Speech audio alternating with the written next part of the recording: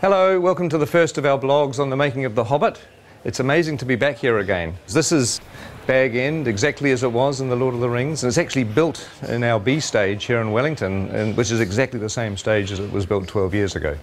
We've been shooting for a few days now, and I just wanted to take this opportunity to give you a little look at the lead up to filming and some of the pre-production that led up to the first day of our shoot. And I look forward to keeping you up to date as we go through the next 2 or 3 years. See you soon. Oh, you're in 3D. Looking good. See ya.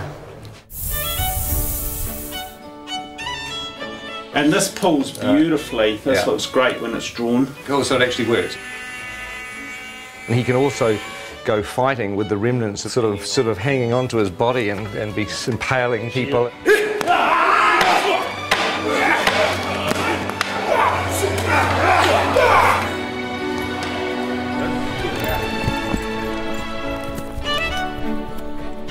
We wanted to create a very non-human shape.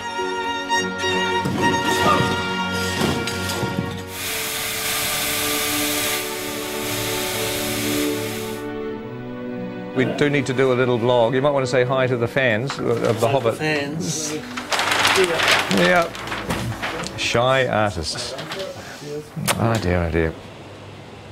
So we're going up to wardrobe, and we're having a look at a couple of dwarf wardrobe and makeup fittings, which is always exciting. Not that we'll show you much in this particular vlog, because we'll save that for the future, but at least you'll get to see a little bit of our wardrobe department. A lot of very busy people working in a lot of costumes. A lot of interesting textures and detail and leather and embossing, and it's all pretty cool up here. It's like a sort of a big wizard's workshop.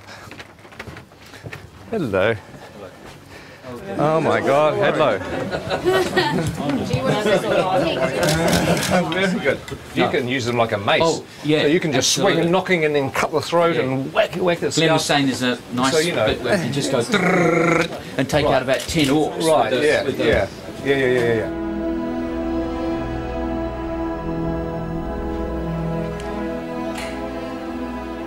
Now this is a familiar set. It's Elrond's chambers, and it's an exact copy of the one that we had in the Fellowship of the Ring. In fact, just over here on the balcony is where the Council of Elrond took place, where the Fellowship was formed and Frodo volunteered to take the ring to Mordor. But also in The Hobbit there's going to be a lot of new bits of Rivendell that we haven't seen before. Some really cool bits of Rivendell actually that will keep as a little surprise for the time being. Now there's an old friend upstairs. Let's just have a quick look. Here we are. I'm sure you'll recognise the statue where Narsil, the broken sword, sits. And of course, in the time of The Hobbit, the sword is going to be here. And it is strange walking around here because it was, 10 or 11 years ago, and I'm used to looking at a set like this on film, and now we're walking back into it again. It's almost like you've stepped inside a movie. It's a very weird experience. When we have a dwarf locked off, this is where we're going to be shooting at the very beginning of our shoot. It's the goblin tunnels below the Misty Mountains. It's a very iconic scene in The Hobbit where Bilbo has an encounter with, well, you know who it's with, don't you, if you've read The Hobbit? No need to spoil it for anybody that hasn't. But this is like a little network of caves. Look, there's a whole other little set of passageways down here. It's very claustrophobic. But one of the things we've done in order to be able to shoot the shots is to make sure that all the different walls of the cave can be removed so that our big bulky cameras can actually shoot the angles that we need. Oh my God, look at this thing here. That looks like a foot or an arm. Oh, I don't know. That looks rather creepy, doesn't it? Ooh. Okay. So how many chairs do we need? For instance, should we I reckon Bomber sits at the end, and then there's a slight grapple, and then when you pop down, it's like wah! And then it's like that's the cue. Yes. Yeah. Okay. Now I know it's sort of safe. I can interrupt. This is blocking. This is sort of not really rehearsing, but we're kind of the actors are walking through, and we're sort of talking about what to do with the scene, and it's actually fun because it means when we come to shoot this, we've got a plan. It'd be good if you come forward and then you realise there's something on your foot, and perhaps you try to get rid of it first, you know, and then you kind of. This will be fun. This will be more fun when everybody's in makeup and costumes and dying of the heat. Sort of on the corner of the table, we've got Killy. Awesome. Next to Killy, Philly, and then Dory, and then Nori. Oh my God! Ori, Dory, Nori, Biffa, Bomba, Biffa, Biffa, Gloin, Oin, Nori, Dory, Nori. This is a nightmare. We'll have Gandalf here and Thorin, so I thought it would be good to give you this whole doorway to play and be kind of... The fire will be blazing as well. What are you being saying? Oh, is it? Oh, I see.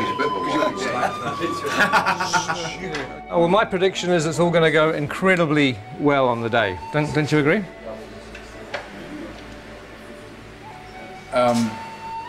The tricky thing is that there are 13 dwarves in this set.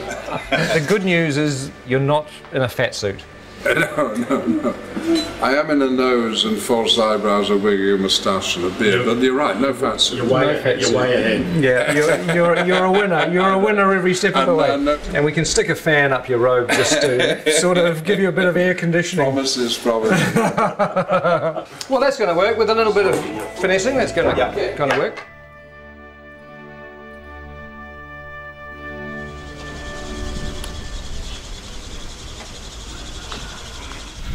Morning. Morning. Morning. How are you? Morning.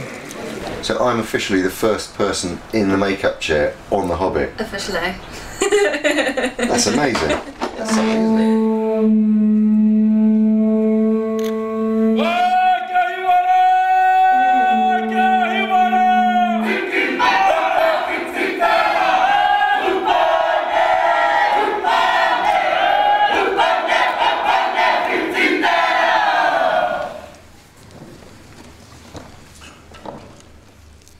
Mate, kua haere ki te pō. Haere, atura. My name's Richard, I'm from London, England.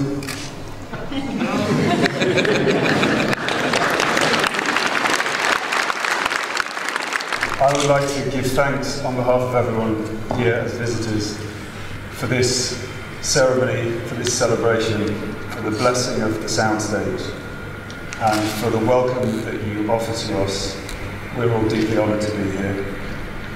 And to everyone that has waited so long for this day to begin this extraordinary journey filming The Hobbit, I would like to wish them good luck, good health and good harmony. And Martin would like to say something. Thank you. My name's Martin Freeman. I'm in the cast as well. He stole everything I was about to say in Maori. As Richard said, this has been a long time coming today. It's been even longer than we thought it was going to be. So I hope at the end of this journey we are all as close with each other as at the moment we have the potential to be. So thank you very much. Hello everybody, I'm Andy Serkis. I am standing up there just to say on behalf of the returning crew and cast who have gathered here to go on the journey, and we're just very, very grateful to your incredible hospitality and to have the opportunity to share the passion for telling such an amazing, amazing story in such an amazing country with such beautiful people. Thank you.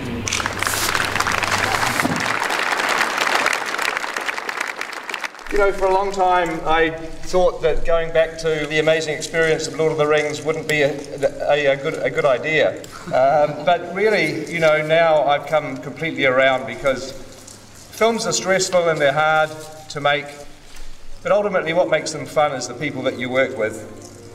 And the fact that, you know, we're going to be working with a lot of the old gang, with a lot of friends, and obviously making some new friends is really the point of being here. So I'm extremely thrilled. If somebody came up to me today and said that we could carry on pre-production for another 6 weeks, I'd say no, no. Hell no, let's just start shooting.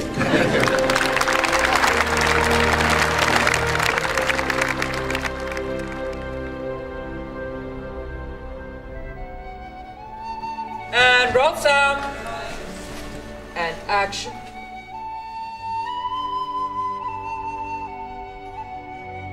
In a hole in the ground, there lived a hobbit.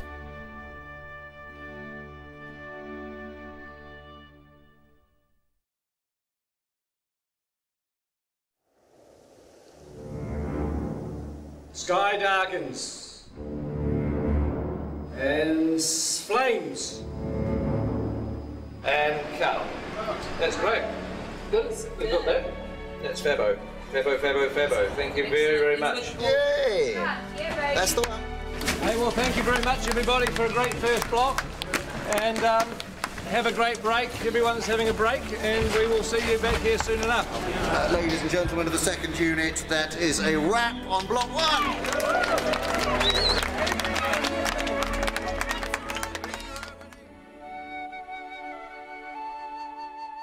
So we're just going to get one more pickup in Bag End. Hello. Yep.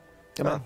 Oh, sorry, hi Pete. Hey, Andy. How you Come doing? on in. Just wanted to do one more pickup in here, if that was all right. What's this? Oh, this is the video blog pickup. Yeah. That's right. There you go. End of block 1. But anyway, we just wanted to say hi to everybody because we haven't done one of these video blogs since the beginning of the shoot. God, it feels like a lifetime. Oh. It doesn't, because the first week of shooting we did with Andy as Gollum. Use this precious thing we eat. You weren't a second unit director in those days. You were an actor. You were an old-fashioned. And now I've crossed over to the dark side. You've now gone to the dark side. I'm wiped. I'm absolutely, absolutely wiped. It's all yours. Is it? Oh, okay. Just give us a good battle. Yeah. Okay. I don't know how you do it. It's you get tired. I always just tell people I get exhausted at the end of the first couple of days and stay exhausted until it finishes. We have 250 days of shooting on these 2 Hobbit movies, and I think it's a much better way to divide that up into 3 blocks and then have some time to edit what you've done, look at it, hand visual effects shots over to the CGI guys. You can really focus on the script revisions. It's just it's a much smarter way to shoot these big films. Yeah, on something of this scale too. I mean, when we got the Given Art t-shirts, which said 54 days down, 200 to go, I have to admit, I don't know how great it was. Please wear these. It wasn't exactly a morale-lifting moment, was it? Everywhere you turn on the people's backs was 200 days to go. It's like, oh God, I felt tired before lunch, Good news is that it's over. First day back is Monday the 5th of September. So thank you guys. It's been a pleasure having you with us. What are you guys off to during the break? My wife and I, my lovely wife Aileen, we've got a holiday in the South Island of New Zealand planned. And my lovely, gorgeous wife Nicole and I are just going to work on the house. I'm leaving shortly after talking to you for London, which is a long journey, by plane, and once there I immediately go into production of a play I'm going to do by Eduardo de Filippo. I'm going to America, to Pebble Beach, in a week to play some golf. Work on my tan so that I can really freak the makeup people out when I come back. I'm having a break. I'm having 4 weeks off. Bit of sleeping in. My favourite hobby. First, we're going to Australia to see our eldest daughter. I'm going to run a marathon. I'm going to attempt to sort of write and record a bit of a psychedelic sludge rock album. Hitting the fabric shops in central London. I go home to Thailand tomorrow. To Barcelona. To meet Doctor Who fans from Spain. Bali for 11 days. London and Paris to see friends. Manhattan Beach, because it's the closest beach to the airport. I haven't been home for the last 3 years, back in Belgium, so my mum is cracking the whip. And then I'm going to Vegas and spend all my hard-earned cash. Do some more swimming and lots of golf. Probably get a little bit drunk, a little bit on a holiday. I'm looking forward to going back with mates and getting on the drink, where I'm not going to get a bad reputation because they already know what I'm like. And now I'm going back to Ireland to see my family and see some of my mates in Belfast for a quiet little weekend. I hope no one phones me for about 3 weeks at least. Hopefully come back totally refreshed and ready to rock on the next lot. What are you doing on break, Andy? Well, I'm going back home to maybe have a little bit of time off to go on holiday with the family. And then really, before you know it, I'll be back. It's weird because you get to this point when you're at the end of a block of shooting and it sort of almost feels like you're going on vacation, but it's not, because on Monday morning I'm in the cutting room editing, and I've got to have meetings with Alan and John and Dan about designing stuff for the second block, and with Richard Taylor about all the things he has to build. So in some respects I'm back into pre-production again, but also I'm in post-production because I'm editing. Plus we're in production because we're shooting these movies. So it's sort of like being in pre-production, production and post-production all at the same time. It kind of gets a bit screwy. But before I get to do any of that, I've got to jump on a plane tomorrow morning and go location scouting down the South Island. So we'll take some good pictures. Yeah, I will. I'll take some good pictures.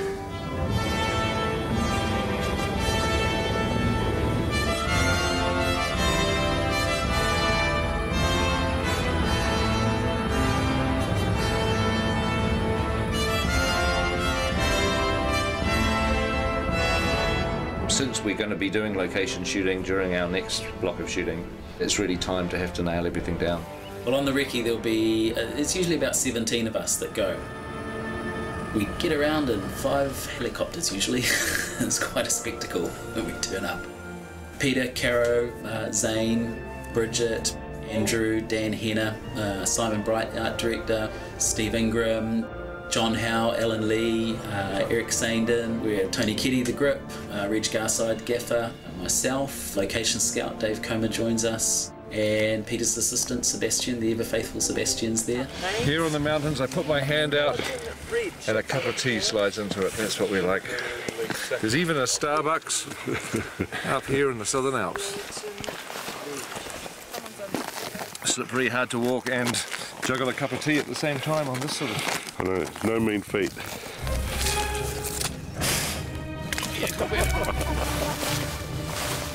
I never come prepared for these things. I always somehow imagine it's going to be dry and warm and nice. At least it's not raining. We'll be not just scouting, which is essentially searching for locations, we're now returning to the locations that we liked, and we're going to start to talk about the logistics. The old thing, by the time you've helicoptered everybody in and then you've got to helicopter them out before nightfall, you're not actually here early morning or late afternoon. No, right, yeah, during the middle of the day. It's all broad daytime. Yeah, unless you camp out here. Well, that, yeah. On set, we are allowing approximately half a rugby field for the essential equipment trucks, and then our marquees, crew parking, and also unit-based parking, which is where all our makeup and costume facilities are. If you make a path along the edge of the swamp in this... In essence, we need to create space for 2 rugby fields of equipment. It's weird on locations because you're standing in the middle of a mountain or a valley or some beautiful place, and you're having to figure out, you know, where are we going to put the crew tents? Where are people going to get changed? Where are the portaloos going to go? Because all that stuff has to be where you're not going to want to point the camera. You could have Gandalf and the dwarves sort of running up over this brow here and scurrying, hiding down behind these rocks, and just as they get there you crane up and there's one. The last thing you want to find out in 6 months' time is you're standing on this beautiful mountain and saying, wow, this is exactly the shot I want to do, when you find you've got, you know, 20 portaloos right in front of the camera. That's not what you want to do, so you've got to figure all that stuff out. We've got to keep looking. It's sort of sooner rather than later, isn't it? Yeah.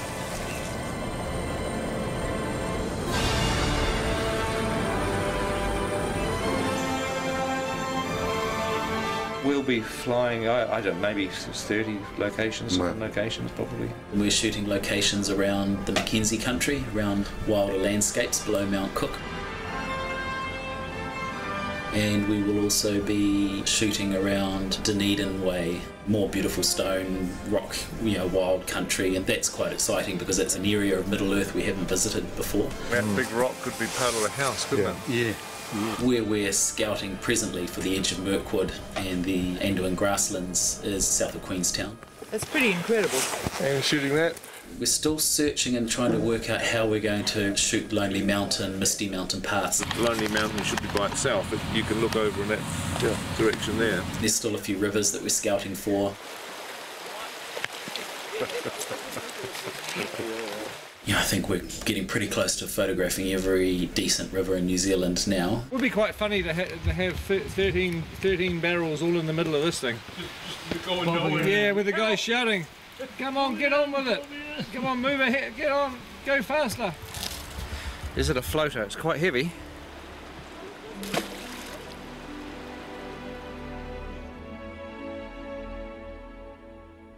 We're going to go to some reasonably remote places, sometimes places that, you know, very, very few people have seen. There's plenty of New Zealand that we haven't seen yet. I think people think it's such a small country, and Lord of the Rings, we saw so much of it that we must have seen everything, but believe me, we haven't. There's a huge amount of wonderful locations still to come. Quite a pretty spot, isn't it? That's great, it's a great spot. Well, we'll say goodbye for now, and hopefully you've enjoyed this update, and there may well be another one coming during the break sometime, so keep your eye out for that.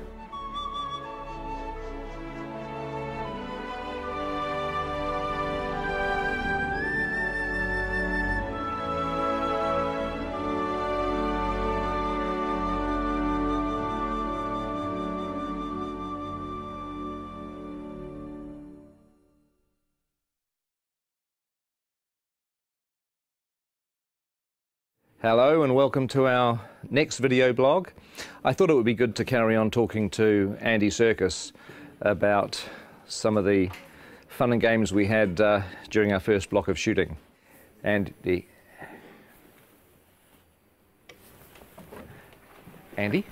Where is he?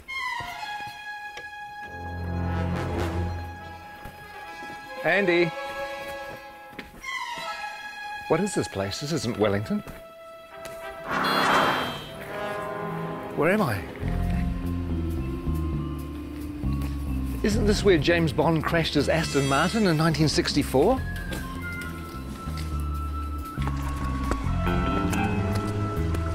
And isn't this where Red Grant trained to be an assassin at the beginning of From Russia with Love?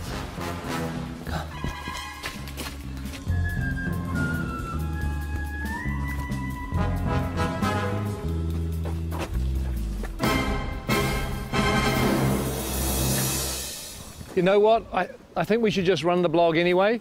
So what we did is we asked cast and crew to tell us a few of their favourite memories from the first 3 or 4 months of shooting. So please enjoy that, and I'll go figure out where I am.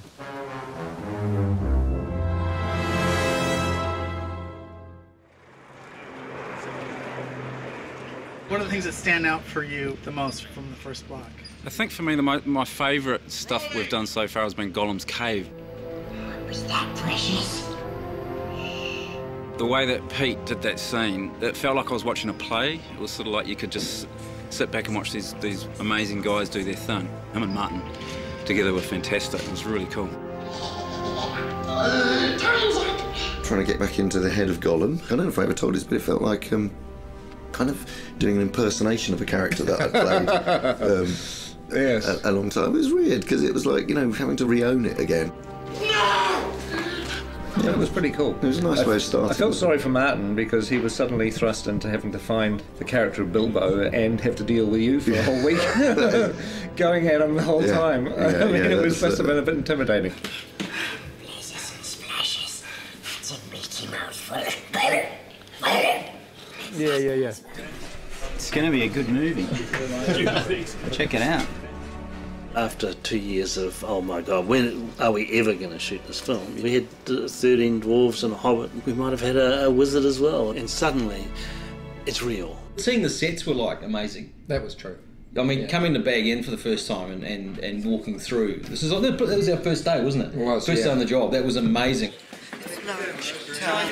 Can you name them? Name the dwarves. Ori Dori Nori, Biffa Bobba, Biffa... Biffa Bobba Biffa, Ori Nori. I can never remember. See, that's the problem. You can't even remember who they are. You have Philly and Killy. There's Thorin, and there's Gloin, and there's Oin, and Dwalin and Balin, and there's Biffa, Boffa and Bomber, and then there are the 3 Dori, Nori and Ori. I think that's it, isn't it? I think so.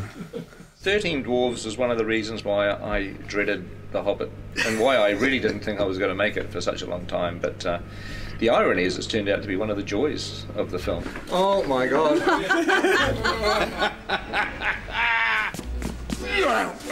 What a challenge. I mean, 13 heroes, or 14 with Bilbo. They all have to be differentiated in a way that isn't necessary in the book, but if you keep seeing them, you want to know who they are and specifically and what their attitude is and why they're on this journey. We need to move now! Come on! Some of the best memories were getting the dwarves ready. Everybody has helped these actors kind of find their way through lots of rubber and lots of hair. Walking through Weta and getting to see our designs and going, actually, God, I look amazing. I look the most amazing of anyone. That was probably the best day, wasn't it? Mm-hmm. Yeah. When you all said, gee, Jed's amazing. That's an amazing We design. did, yeah. Some of them actually look pretty bad before they get into the prosthetic. Some of them, in fact, for some of them, a prosthetic is making them look better, to tell you the truth, which says something. Mark Hadlow, for example, springs to mind. I have this lovely bit down here, and then this moustache that comes up here. I look stunning. Actually, I should be in centrefold. One of the things that quite early on we discovered was that Mark Hadlow likes to dress up in costumes, mainly sort of military type things. And the really weird thing about his sailor outfits is that below the waist, nothing. But again, you know, he's a nice bloke though. A little bit of cap, a little bit of cap. One of them doesn't have to wear a beard. Yeah, well, we're all very, very jealous of that. Actually, he is the Aidan Turner. He's the sexy dwarf. I don't even think he's got a beard, actually. Mainly because he's not old enough to grow one. He's the hot one, I suppose, if you like that kind of thing. But if you like knitted cardigans and knitted mittens, then I'm your fella. If there was a boy band in Middle Earth, he would be the leader Williams. of the Robbie Williams of the dwarf world. Whereas you'd be roadie, I think. Yeah, the roadie. Bomb would be a roadie. I think when people see the beards are going to come back in big time. They are. Huge. Give us a kiss. Gelek Dashud Ba. Gelek Dashud Ba. We've all learnt a bit of the dwarf language, Kosdor, so we all have a kind of selection of words to fall back on, curses and battle cries. And when we speak Dwarvish to each other most of the time when we're on set. Okay, here goes. And Peter can guess what it is, and then I'll tell people. Caused Belcour. Caused Belcour. Caused Belcour. Peter? It means mighty dwarf.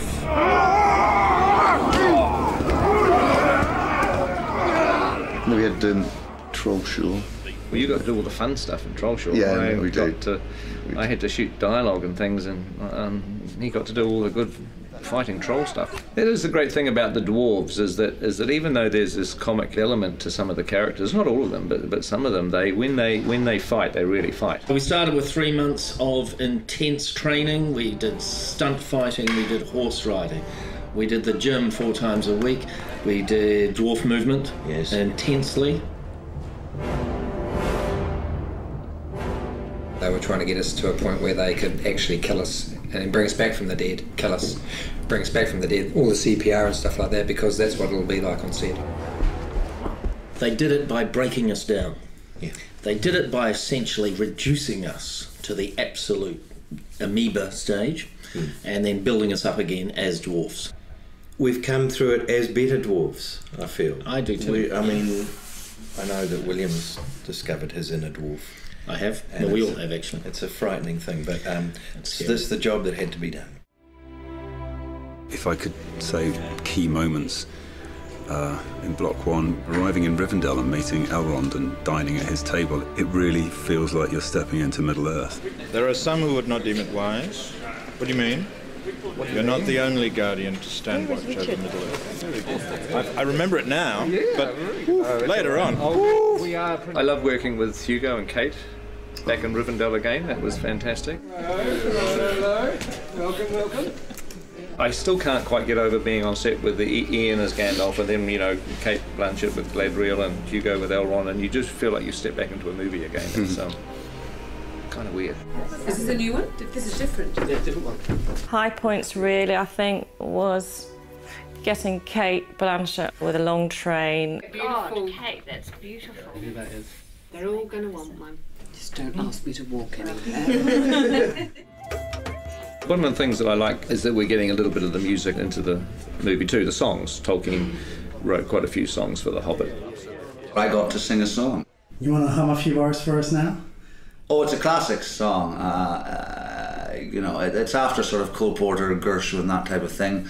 There's an inn, there's a merry old inn beneath an old grey hill. He squeaked and sawed and quickened the tune while the landlord shook the man in the moon. It's after 3, he said. I think it'd be great if Dwalin just yelled the whole thing. Yep. So the cat. They'll swallow the tipsy cat. Who's this? Is this the Metallica version?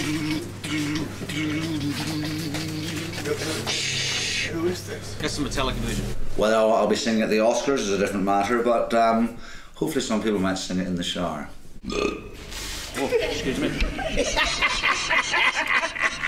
I think this is a Peter Jackson question. Which dwarf would you like to invite to dinner? Well, you know, I wouldn't invite any of them except myself. I'm afraid that the table manners aren't of the best. But you get your fist when you do that! They would not want Biffa over for dinner. He would be like the bottom of the line. Ori, because he'd be very polite. Excuse me. Well, it'd be me, obviously, because I'd cook. Stephen Hunter does pretty well with the bad table manners. He just eats so much. Have you seen the size of him? I mean, oh good lord. He's enormous. I tried to talk him about cutting down his cholesterol and his butter intake. I don't think you'd invite Nori because he'd steal all the silverware. You'd never invite Graham McTavish because he would sit there and glare at you and show his forearms all night. Dwalin's a real warrior. When he parties, he goes completely mad, like so many Scottish people. Here you go. Well, the words kettle black calling pot come to mind. I don't think you'd invite any dwarf to dinner, actually. I wouldn't have them all together, though. Not 13, maybe a couple at a time. Special person to meet here, John Rhys Davies. It was fun on one of the days that we were in Bag End with the dwarves that John Rhys Davies came to visit. Oh, yeah? And it was great to introduce him not only to Gloin, who's his father in the story, but also to all the other dwarves. Hello, my boy. It's just like coming home to family. I predicted what John would say, and he pretty much said it word for word. I could just imagine, you know, him saying, "Oh, you poor bastards." that's pretty much what he went on to say. You poor buggers.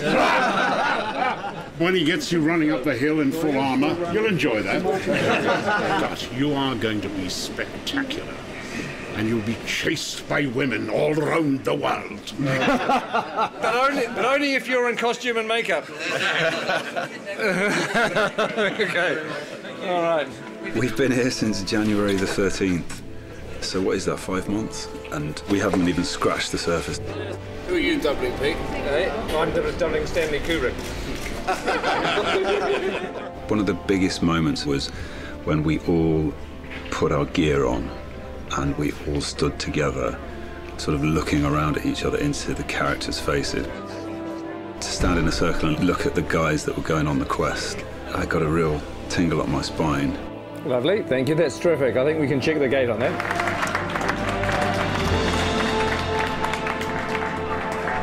Thank you very much. Thank you, guys. Thanks, guys. Thanks very much. Thank you. Bittersweet moment, but it's time to leave.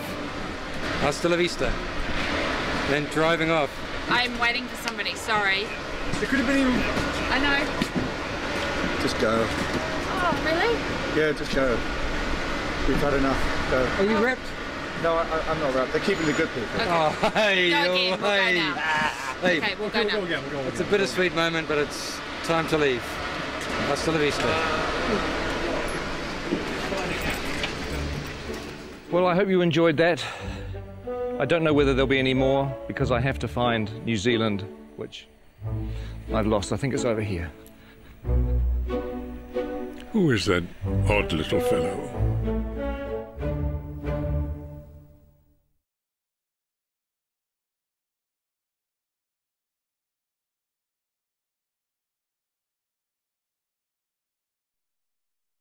Action. Cut. Lovely. Hi. Welcome to our new blog. This time, we thought we'd talk a little bit about 3D. Get a good look at your opening shot. Yeah, okay, there you go. Just arm in a little closer. Just watch your back. Hi, I'm Angus. Welcome to the world of 3D. Shooting The Hobbit in 3D is a dream come true. I mean, if I had the ability to shoot Lord of the Rings in 3D, I certainly would have done it. What I actually did on The Lord of the Rings is I had a 3D camera taking 3D photographs. Hopefully one day, maybe even on 3D Blu-ray, we might be able to actually show you some of the 3D photos from 10 or 12 years ago. 3D and I've got reading glasses, it's all good. But now the reality is that it's not that difficult to shoot in 3D. I love it when a film draws you in and you become part of the experience. And 3D helps immerse you in the film. The essence of our camera system is a camera called the Red Epic. Really, it's this thing that enables us to shoot 3D on The Hobbit. But of course, to shoot 3D, you actually need two cameras. The problem that we have in the cinema world is that the lenses that we use are so large that we cannot get an interocular similar to a human's, which is the separation between your eyes. For us to get the two cameras as close together as possible, they have to shoot into a mirror. We have to use a mirror system, which is a rig that's designed by a company called 3Reality.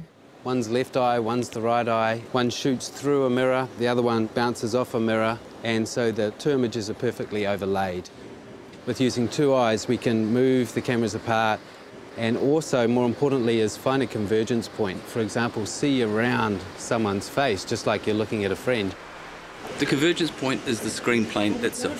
3D forms two places, positive space, which is inside the box, what you see behind the person who's standing on the screen, and negative space, which is what you feel comes out into the audience, an arm, a bullet, or whatever you want.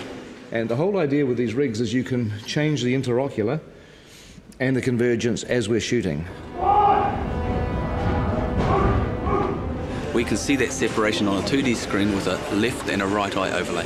So we can do this live throughout a shot, changing our 3D effect the whole way through. Roll sound. We're watching the movie in 3D as we make it. That looks so good. You almost feel like you're in it. A lot of people have an image of 3D being big and cumbersome, and that's true. But we've got a lot of different rigs that we've built for different purposes. It's actually easier in this weird 3D world to have different camera systems for different uses. So this is a camera that we built to go on a crane that can move around and it never comes off the crane. This is the TS5 in a handheld mode. It's our main workhorse camera. It's light, it's small, so it allows Peter to get into very tight, narrow corridors and caves as if he would with a 2D camera. Oh, yes, yes, yes. You know, mobile camera work has always been very important for the films that I've made, and the last thing I wanted to do when we went to 3D was to restrict or change the shooting style. So with the camera doing the help as well, you don't need me to do much. It was very important for The Hobbit that we feel like the same filmmakers have gone back into Middle-earth to tell a new story. We're shooting at the same speed as you'd shoot 2D. Dollies, cranes, Steadicam, we put it on the shoulder and we shoot handheld. The same as we would always shoot a movie. Of course, once you've got 3 or 4 cameras for main unit, you need 3 or 4 cameras for second unit, which is 8 cameras, which is really 16 cameras. This is a world of the Hobbit camera department. We have 48 Red Epic cameras, and they're on 17 3D rigs. This one's called Walter, which was my grandfather. This one's Ronald, my uncle. Emily was Fran's grandmother. Perkins was actually Fran's dog. Witchy Poo, Frank, Bill is my dad. Fergus is the name of one of our pugs. Tricky Woo, that's the name of Pekingese. Stan is another one of our pugs. There's cameras called John and Paul, George and Ringo, who are not relations of mine. Are we having fun? Yay! We're not shooting film, we shoot digitally. We shoot onto these cards, which slot in the side of the camera. And each one of these is 128 gig. On top of that, you're shooting at 5K resolution. A very sharp, clear image. Needs like a chart, but you know, like 5K's there, 4K's about there, and then your 1080 home TV is down here, so it gives you sort of an idea of the amount of information that we're actually capturing on these. Let's do another one of those. 48 frames, yes. Yep. We're shooting The Hobbit at a higher frame rate, at 48 frames per second, which is twice the normal 24 frames. The human eye sees 60 frames a second, so 48 frames is more of a natural progression toward giving the viewer what they would actually see in the real world. The people who have seen scenes of The Hobbit at 48 frames a second often say that it's like the back of the cinema has had a hole cut out of it where the screen is and you're actually looking into the real world. Once you add stereo, and it gives you that extra ability to control depth, you can devise ways in which it can become part of the storytelling of the film. For instance, in Mirkwood, we really play on the fact that it's a forest that's kind of hallucinogenic almost. It draws you in. It makes you part of it, and you may never get out. What we want is just to stay where you are and then... Stay back! Stay where you are!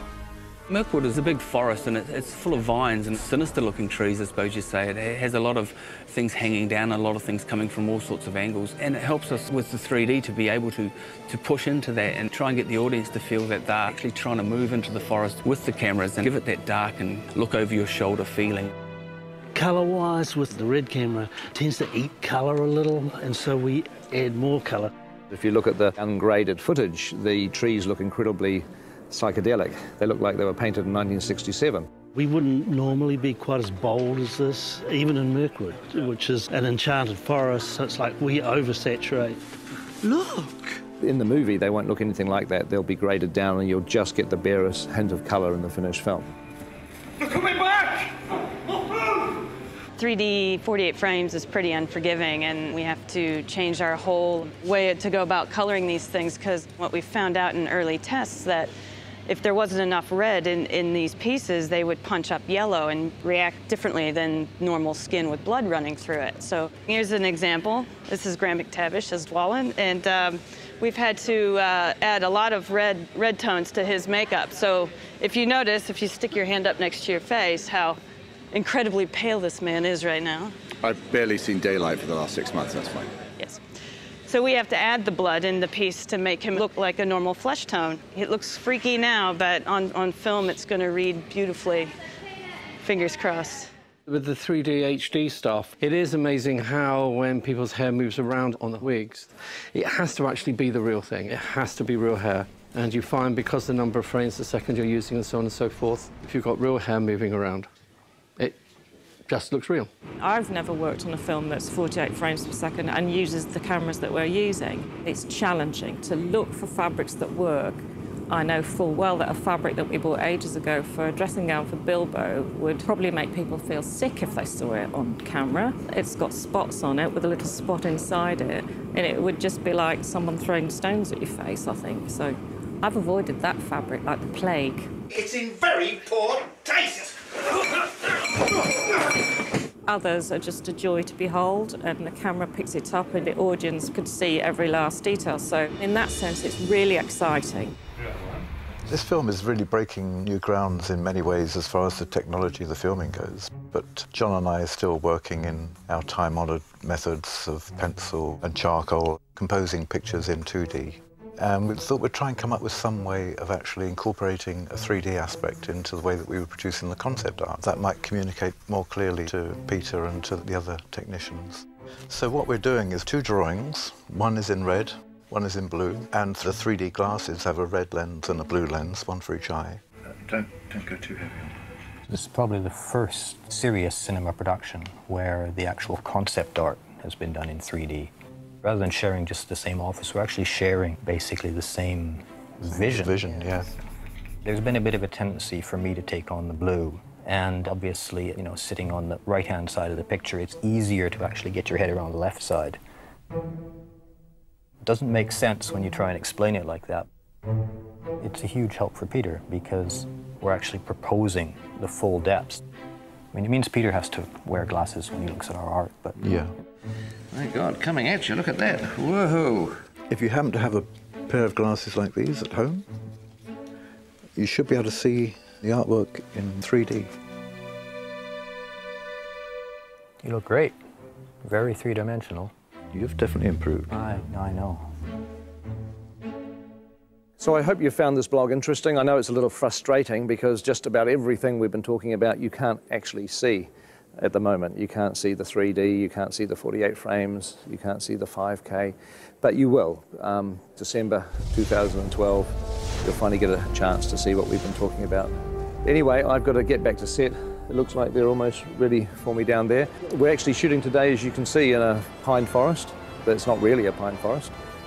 It's a polystyrene and plaster pine forest. But very shortly, we're going to be leaving the studio and moving on to locations for a few months. So the next time we see you will be from a location somewhere in New Zealand. Catch up with you soon.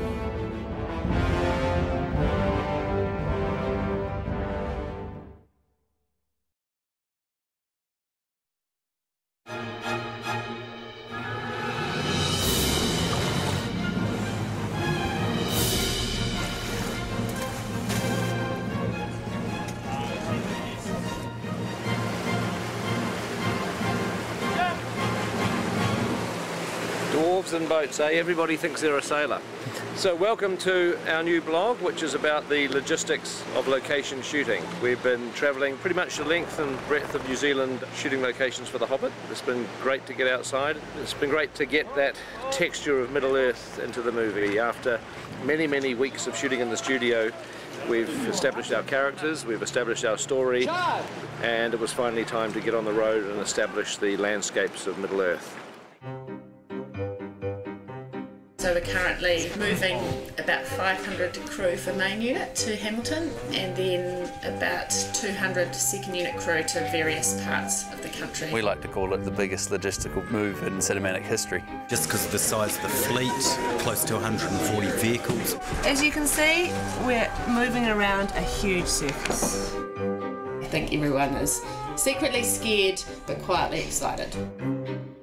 The main reason for going on location on the project is to capture the scenic beauty of New Zealand. Peter's often said one of the things that won the fans over so much in the Lord of the Rings series was the unbelievable vistas and scenics because they were so magnificent. People are really excited about getting outside and taking this on the road. These are our changes for main unit crew, so this is how big we actually are. We're probably over 500. Everybody has to be in the right vehicle at the right time, they have to travel to the right place, they have to have rooms to be able to sleep in. I can't begin to imagine the logistics involved with shifting the crew, the cast, the equipment that we have on The Hobbit. It's pretty mind-blowing. You have to take everything with you to produce the films. We're having to provide our own electricity, areas to cook food, areas for people to sit down and eat. You've got to provide water, the bathrooms and the toilets that people need. You have to have weather cover, heat when it's cold, and you've got to provide cooling when it's hot. The daunting aspect of that is it's all got to get into trucks, it's all got to be on wheels, and it's all got to be ready to roll. We're about to try and cram all of this, and all of that, all of this, some of that, most of this, all these trucks, most of these people, but not that scissor lift up there that stays, are going to go into some of these trucks. These guys here are going to go into these trucks too. Nice one. No cell phone laws here, man. One of our biggest challenges on the production is actually shooting all the locations in one hit for both main unit and second unit. You can certainly start here. We're away for about 7.5 weeks if the weather holds up, so we're basically praying that every spot we go to in the country is sunny and beautiful. First location is Matchmatter up in Old Hobbiton, so returning back to the first spot from Lord of the Rings, which is pretty exciting. Fantastic job, and we're out of here at 4 o'clock in the morning. And as you can see, we're totally under control.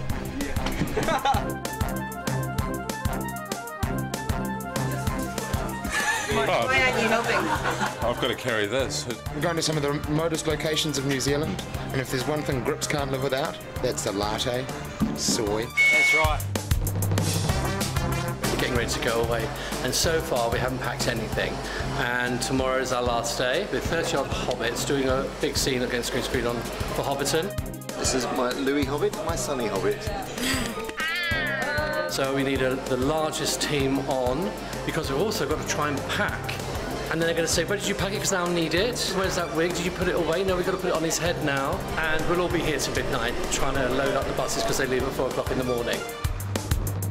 Be sure to pack scotch, tequila, wine and beer, a heap of plants, 3 razor blades, 60 kilos of toilet paper, a few artificial trees, socks, and some Jägermeister. Last day Wellington, so everything needs to move. We've got a stock truck coming in to take our 49 mixed age sheep, 15 chickens, 9 goats, 5 3-year-old steers, 4 pheasants, 2 Muscovy ducks. We've also got Michael Jackson, the walking chicken, on the lead. we're just going to take you through, get your contracts done. We've got lunch packed for you to take on the road. So just follow me. Oh, your keys are in it? Keys are in it. We've got GPS units installed in the trucks purely so we can watch what's happening as they move up and down the country. If you don't arrive, we can't shoot. Last truck should be out of here in half an hour, and then Hobbiton. Crikey. Just remember, the reason you're on this plane is because you're so valuable to the production.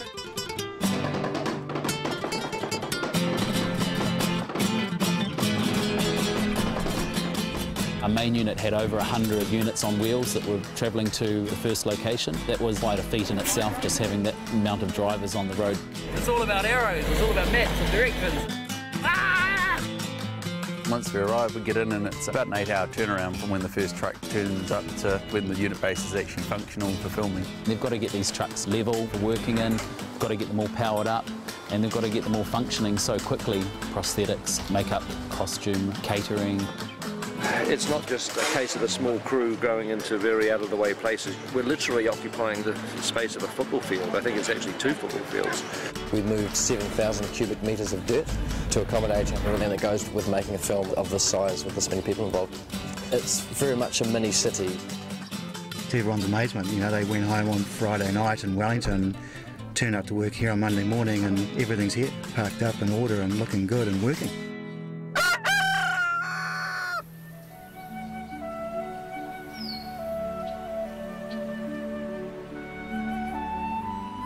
It's okay. Rough day at the office today, Mom. So after 110 days in the studio, we finally make it out into the sunshine. But I'll tell you what, Hobbiton is looking fantastic. The art department and the greens department have been working on it for nearly 2 years. The grasses have grown, the flowers are out, the plastic ones have even bloomed. It's weird when you come back to a place that you literally thought you would never see again. This is a great spot. To be standing there with Elijah dressed up as Frodo, it was the nearest thing I think I'm ever going to come to a time machine. This is actually the first time I'm stepping foot down into Hobbiton. I'll never forget that feeling of coming to Hobbiton for the first time. So much time spent in this universe, you know, with these characters, and I keep referencing the fact that I turned 19 when I came to Hobbiton for the first time. 11 years ago. I'm 30 now. I don't know, there's so many feelings of nostalgia and history. We'd been searching pretty much the whole country for this rolling green countryside. We were up here scouting around and found this place called Buckland Road. And sure enough, when we flew over it, we found the round tree, the hill, the lake. It was all meant to be. Of course, then it was a matter of talking to the owners of the land, getting their permission to shoot here and build here. It was a Saturday afternoon during a major New Zealand rugby game that he came and knocked on my father's door. And he said they wanted to make a movie, and my father actually said, "Lord of the what?" I think I kicked him under the table quietly, but that's how it all started. This time around, they built it for real. So before, all of these Hobbit holes were built using polystyrene. When the filming was finished, they tore it all down. Even though it's been available for tours and, you know, for people to look at it, we didn't have any of the Hobbit holes here.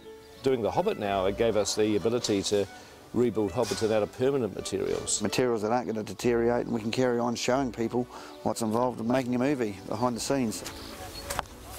It's all, I mean, that's actual rock, stone.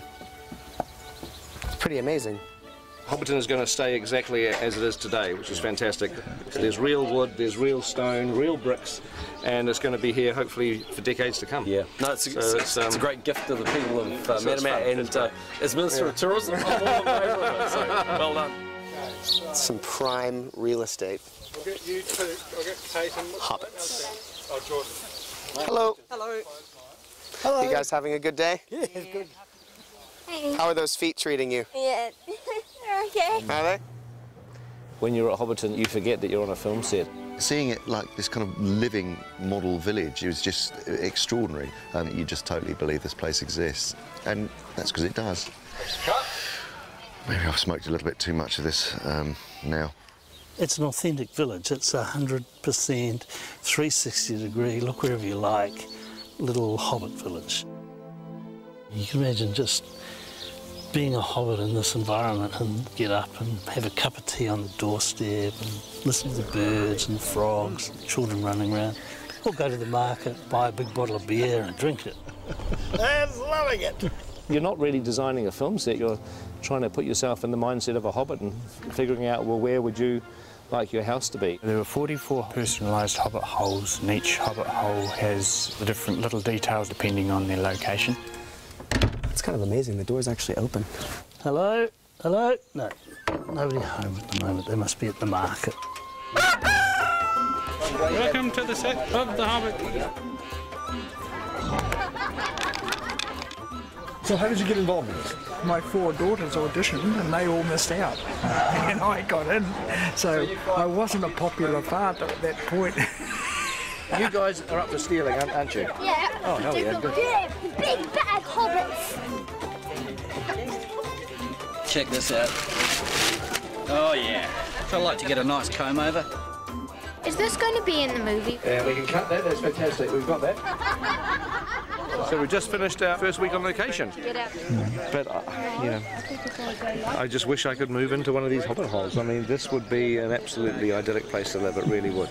This is the sort of place that I would very happily retire to. In fact, might think about it tonight or the next day. It would be good retiring here. That would be quite nice. Bye-bye. I hope you enjoyed the first part of our location blog. The second part will be ready very early in the new year. And in the meantime, we've just shot the last shot for The Hobbit in 2011. So it only remains to do one last thing, which is to wish you all a Merry Christmas! Merry Christmas! Champagne! Very good.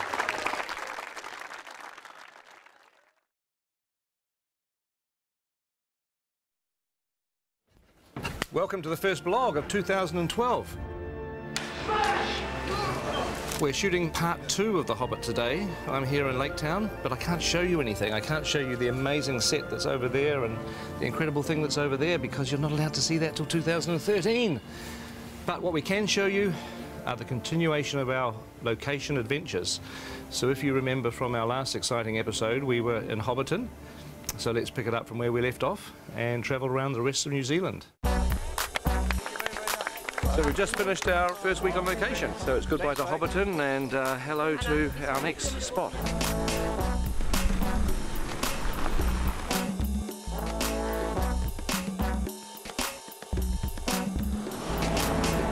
Here is the weather. In Pew Pew today, it has, of course, been raining. Yeah, welcome to Denise Bluffs, people. We've brought the weather with us, which is great. We don't have the umbrellas in the movie, by the way, just in case you're wondering. No, see, the colours clash. What's kind of weird is you're on the sets in the studio and they look so real, but you come out on location, this almost looks fake because you think this can't exist. It's just weird. It's not real, it's a trick. It's a trick. It's a trick, It's mind games. Done with mirrors. It's a very nice environment. Some nice stuff up in there. Just going to be a bit lumpy getting stuff around and building stuff on rocks and bits and pieces, but be nice. Good location. I'm just worried about the dinosaurs.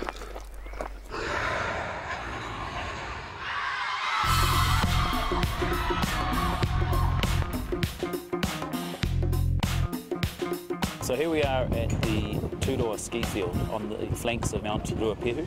This is the second oldest national park in the world. Very ancient vegetation, magnificent colours, magnificent textures, but very fragile.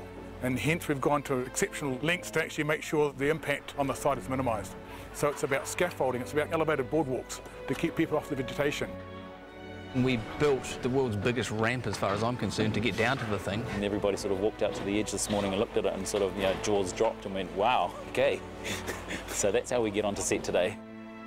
So this is my favourite location. It's beautiful. There's a mountain, there's a waterfall, there's a beautiful view across the valley there.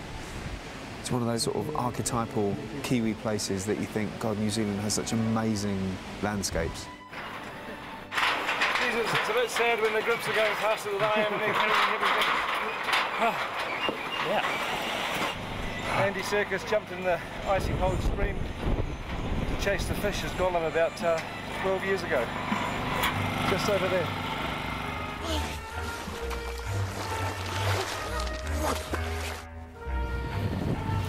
So, welcome to first day on location with 2nd Unit. I've spent quite a lot of the last few weeks in a chopper because a lot of our stuff was aerial coverage. We'd take off and choose our line and choose the way that we were going to shoot it and how we were going to reveal the landscapes.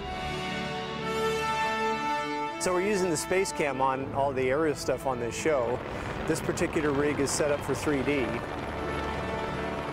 There's a chopper behind me, isn't there?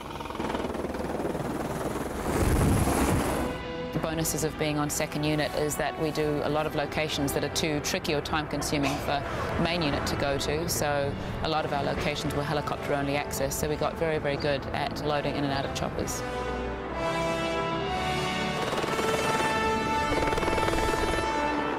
So you've got literally 2 units that are now crisscrossing the country, both the North and South Islands.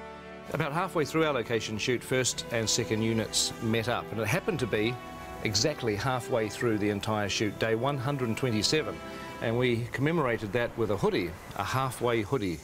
But it's 127 days and it's 2 films. Now, well, I've got a 133-day Lord of the Rings jumper, which was for 3 films. Yes. So 133 days for 3 films and 127 days for 2 films. Yes, easily explained. How? Well, we're all 10 years older, so we're going a little slower. That's true. One of the challenges was showing PJ what we'd been up to. So every day I would then do a kind of an edit of the takes that we'd done and put them together and make some selects, and then that would be sent off to Pete. We are a long way from most of the infrastructure that we know and love, so we've had to rely on satellite technology to do all of our connectivity. These are the 3 dishes that we're setting up today to provide internet for the crew. We're providing wireless and internet. We've also got a separate setup that's up at the director's tent that's beaming in footage from 2nd Unit that basically takes the feed that's coming in from the cameras, compresses it, sends it over the internet all the way through down to Peter's tent.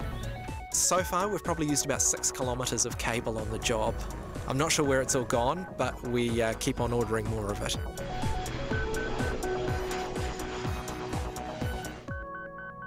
Strathtyre, Central Otago. So this is a location where you can literally shoot 360 degrees every direction. Had some incredible skies, what we'd call close encounters of the 3rd kind skies. And where our skies are a little boring, because we've shot over 3 days, we'll probably replace them with these cool skies. I'd love to do that, get some real mood into it. One of the days of shooting on this location was actually up on the hill at something called the Rock and Pillar Range. If you just look over there, that's pretty much that distant ridge line between those 2 rocks. That's what they call the Rock and Pillars, where we had to have 10 helicopters ferrying crew, cast and equipment up the mountain. This is Adam Brown's first helicopter ride. Oh my God. Are you so excited? I'm well excited. You should be.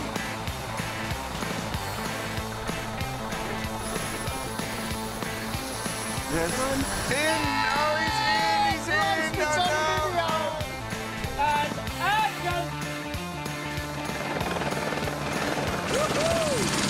Amazing! So we're packing up at the end of our location shooting here at Strathtyre and going to Queenstown. Here we are, beautiful Queenstown. We're just at the base of outside the Earnslow Burn, which is the most spectacular shooting location I think we've been to yet. We're shortly going to do a rendition of The Hills Are Alive with the Sound of Music, starting with Mark Gabbady's over there. So he's getting into his Maria position. There he is.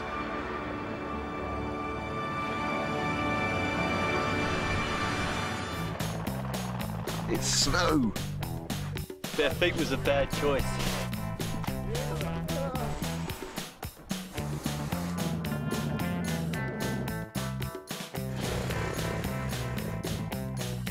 And we've been to Paradise before. That's where we shot a few scenes of Fellowship of the Ring, mainly, back in 1999. Lothlorien Forest, Boromir's death. great thing about this job. Get to see beautiful, beautiful places like this. So you don't have to feel sorry for our actors leaving home for 7.5 weeks. We're very, very well looked after. The catering on this movie has been sensational. The numbers we were doing on location were between 300 and 400 until we got to Twizel. Then we were doing 570, 580 because we had quite a few extras there as well. We cook 100 at least kilos of meat every day.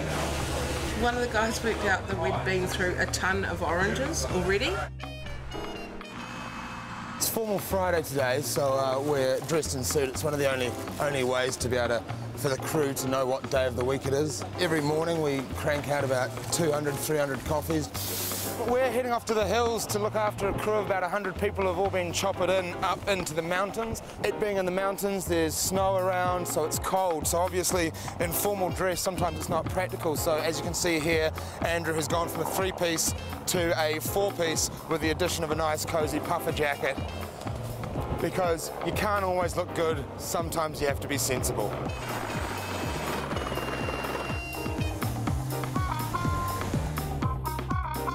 Sometimes you take for granted the scenery in the country where you live, so to come out on the road is really amazing. Good morning. Thank you. Oh. Can't believe how nice it is. We're the luckiest short people in the world. We're among the luckiest people. I think it comes into people, not even height restricted.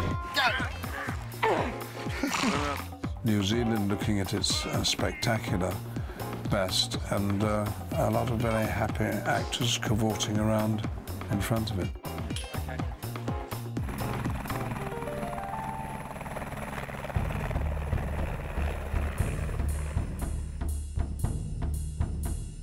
Braemar Station was pretty difficult working conditions for the cast and the crew because the tussock and the ground's very uneven. This is Matagauri, a New Zealand native kind of thorn bush, which is everywhere that you ever want to walk. You can't just parade through the tussocks and the rocks and the pebbles without looking. You suddenly realise that being out of doors in Middle-earth can be a difficult business, particularly when there's a pack of orcs or wargs. Dances with wargs. Heavenly wargs. The boy who cried warg. Aliens versus wargs. I was a teenage warg. Enormous amount of running. Scene 88, I think, is actually going to be a third film. It'll be coming out between the first and the second. It's actually, for the most part, it's easier working inside a studio. But of course, you know, the studio doesn't have the incredible vistas, and that's what we were there for. 8 kilometres from Mount Cook, surrounded by the guys behind me. Unbelievable.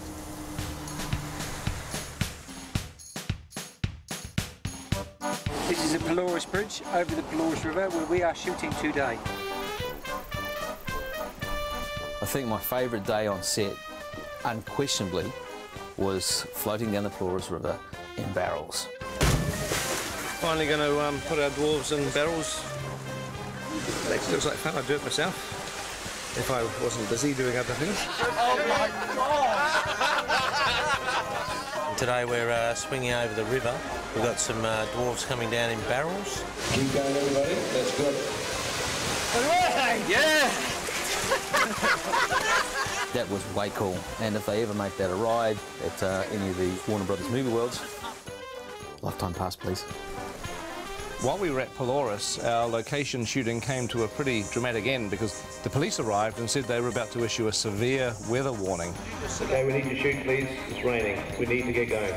B-marker. And I've never seen a crew pack up their gear so quickly.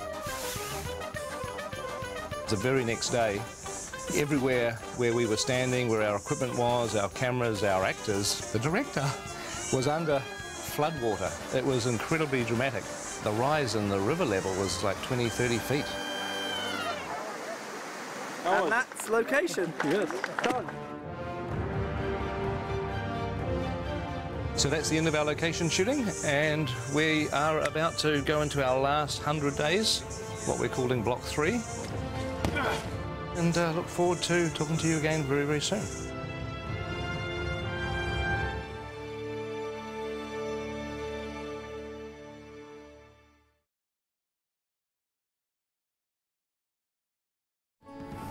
Hi, so welcome to our new blog. We've taken you away with us on location, but we thought that today you might enjoy having a little look into our studio, Stone Street. The public obviously unallowed in here while we're shooting. Morning. But we thought it would be great to give you all a private little tour around the world of the Hobbit here at Stone Street in Miramar, New Zealand. Used to be an old paint factory. We got hold of it just before we started Lord of the Rings. We built one sound studio for Lord of the Rings. We built another one on King Kong, and we built a couple more here for The Hobbit. And it's actually a great place to make movies right now. Hi, this is Block 4, the production office. Come on in. This is the office, and our boss, Bridget York. I almost have a plan for Howard Shore. I'm working very hard on this folder here. Have you got some filing skills? It's top secret. Okay, good. I'm learning how to open it and close it. Emma processing contracts in the mother freighter of 3'7". Kate Mulligan will find you whatever crazy thing you need. And this is Rach. She coordinates and distributes all our script revisions. Hi there. I've just got some urgent script revisions to go out to all cast immediately. So I'm just going to hand these ones over to Mike. He's going to take them over to Jimmy Nesbitt for us.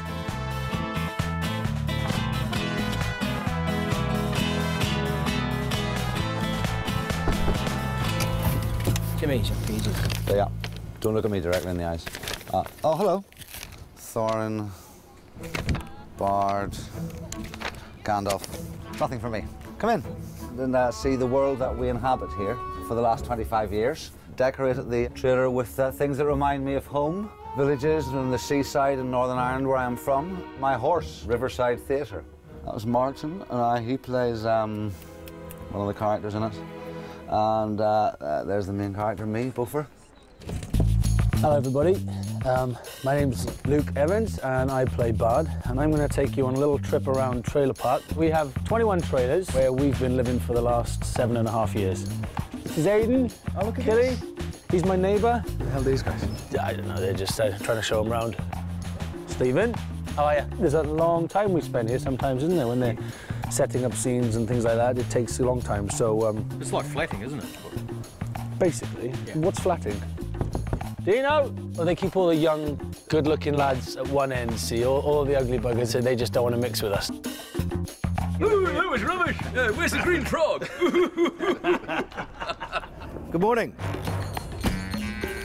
And welcome to Stone Street. I'm just off to my prosthetics.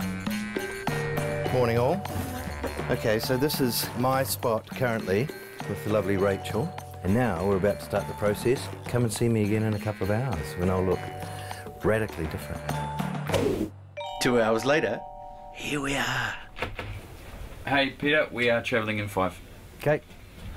Hey guys, come on with me. I'm taking you to the AD's Porticom. Home for a lot of us. So down here in the AD's Porticom, we've got 11 ADs who work on main unit. We come up with a bit of a plan and then we run it from here. Action. So on with the show.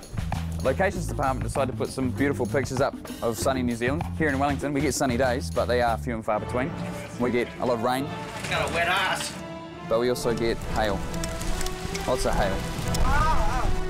Coming down to block 3, there's some busy little bees down there.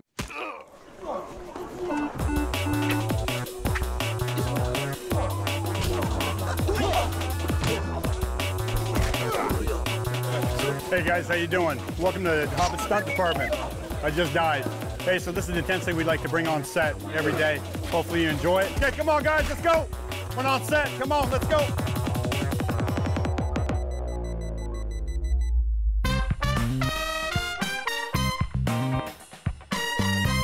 Hi, welcome to the hair and makeup department. Here we are on day 5,953 of shooting, and we're now actually trying to repair the wigs that have been doing the barrel sequence for the past 3 days.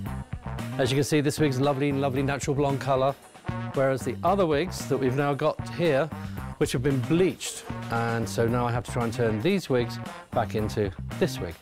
So that's my job for the rest of the day, to get all the wigs ready for Monday.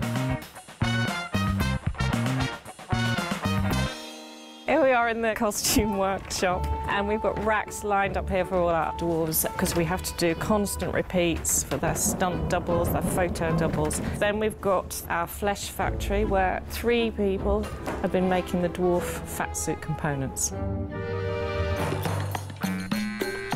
Yeah. So this is A stage. This is the stage that we built in time for Lord of the Rings. It was our biggest stage then, so we did things like Elrond's chamber at Rivendell, where the Council of Elrond took place.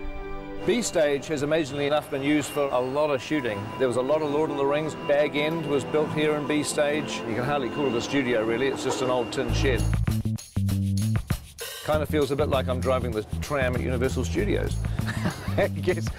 Over here we do have our biggest sound stage, which is called K stage. K being named after King Kong. We've had some pretty big set pieces in here recently. Mirkwood Forest and some of the Trollshaw Forest scenes. Here we have F and G. These are our two newest stages, being built specifically for the Hobbit. They've pretty much got the latest technology inside them and rather large extraction units for all those fires and flames and smoke. At the very end of the studios is the art department, the home of Dan Henner, Alan Lee and John Howe. Morning guys, welcome to the art department.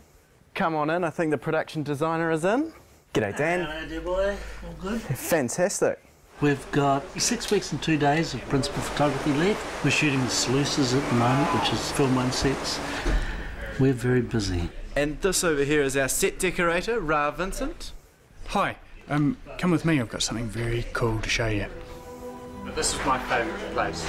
It brings into play all of the ideas from all the individual contributors in the art department, and they get to share all their ideas in here, and this is where the first spark of inspiration begins. And in this office is Alan Lee and John Howe. I'm Alan. I'm John. Good afternoon. We basically sit here all day long doing drawings. 3 years of it, a couple of thousand drawings each, and amazingly enough, we're still having fun.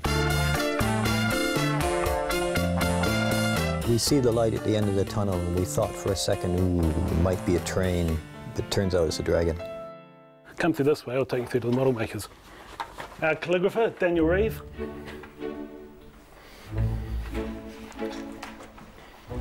And this way to the model makers.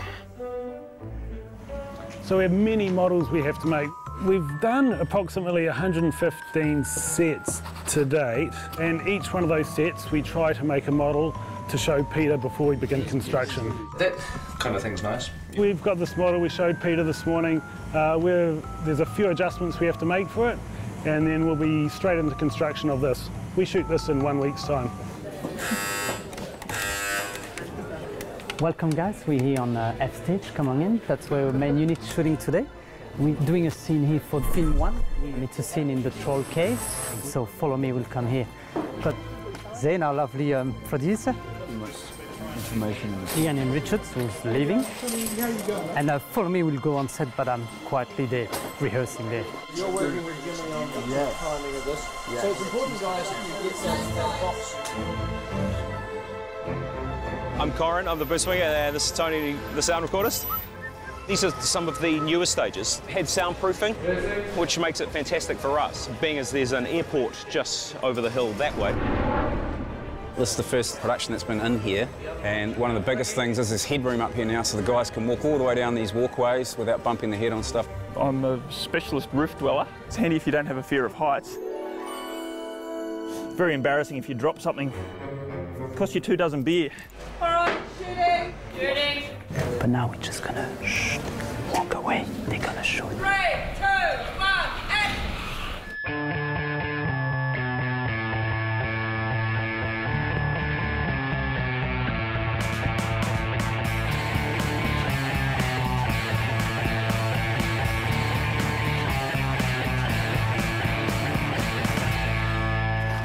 Hi, my name's Dion. I'm head of technology on the Hobbit. Just going to show you through my office and my space, known as the Tin Shed. Come on in. We look after the technology, rigs, cameras. This rig here is a surface rig for shooting on water. Going in the next couple of days to shoot a very exciting sequence with the dwarfs. She's all wireless and all made here in Wellington over the last couple of weeks.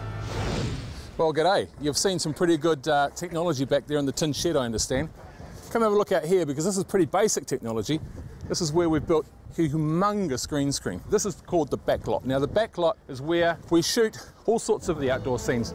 They can be battle scenes, they can be wet sets, and obviously being a green screen, the backgrounds can be changed later on in post-production. Have a look down here. Well, now you can see we're on top of the green screen. This rig up here is a rig designed by Tony Keddy, the Key Grip. This rig holds huge shade cloth to block the sun off when we're filming them. We don't want the sun going in and out of cloud all day. Crikey, what's going on down here? This is 9 square. It's pretty complicated. Get the ball, hit it to the next player, get it out of your square as quickly as possible. And anything on the line is always contentious. It's all about attitude. Do not give in, do not make eye contact, make your call with pride. You've got to lie your way through it. It's always the umpire's call. Ref is always right! Guys, please, I'm trying to do something. This is where we store the lead weapons. You can see a multitude of boxes. Each box is one lead character's weapons. This is Gloin's box of beauties, and they belong to Gimli in The Lord of the Rings, and Gloin, his father, for The Hobbit. Action! Gloin! They are in fact the same axe, they've just been made in 2 different sizes. I think we've now reached about 4 scales for every weapon we make. Probably about time that you went down to see who made all these weapons. We're at a workshop. Very easy, just around the corner. Out the front drive, make sure you take a right. You go past the tie place, then turn left. You're all the way down the end of the road. Don't stop, you'll get to the end. The road's 90-degree turn. You need to turn, otherwise you'll hit Weta Workshop. When you guys come on in, it's pretty crazy at the moment. Come on down here. It's all cast weapons end up in clean up, and this young chap, Alec, is madly trying to get the axes finished. Bowstrings, weapons lined up for the day's painting. So Kiri's just putting the aging pass on quite a decent croquet hammer. Another painting area, this is models. The milling department, injection moulding out of this gun, spraying, trimming, sanding, engineering, bending, cutting, dyeing, sculpting, mould making, flashing, baking, foam filling. And then for every one of the lead actors that has a full prosthetic, and of course with Biffa his axe, we also make scale doubles of these. Welcome to the Scaly Portacom. Hi, I'm Callie. I'm Sophie. I'm Brendan, and this is Biffa, the hopeless romantic. We're scale doubles, so we spent a lot of time being short. Yeah, we're paid to be short. They wanted us for our bodies. Hey, have you guys seen the behind-the-scenes team yet? I know where they are. Follow me. See you later.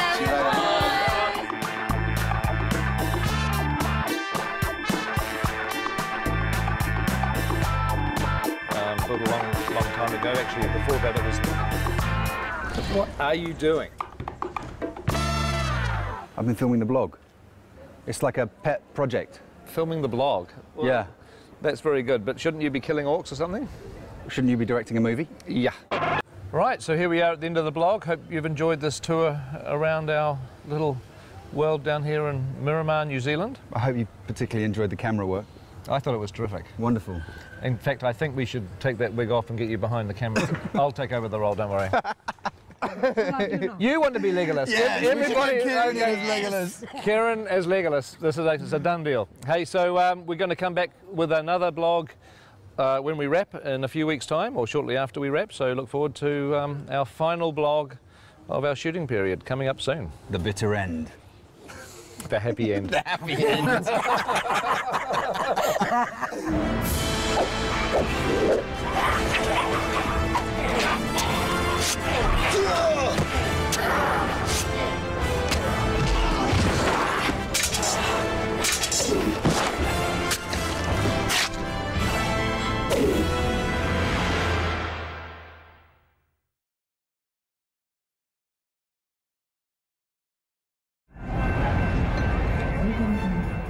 So, welcome to our latest blog. We're driving to Comic-Con with butterflies in my stomach, presenting footage for the first time. It was always a slightly intimidating and scary thing. Plus, I've got to face a day of interviews. But another 10 hours and it'll all be behind us.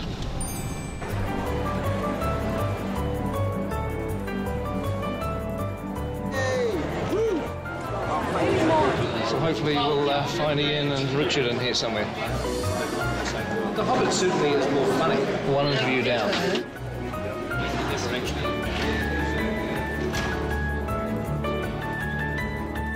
When I call you guys up on stage... Are we coming out one at a time? Yes.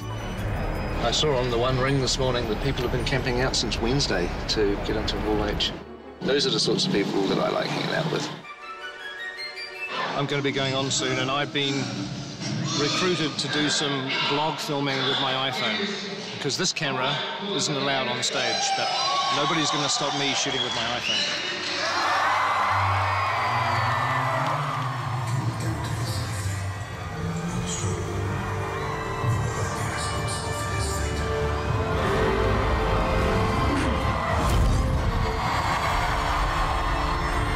Ladies and gentlemen, please welcome to the stage.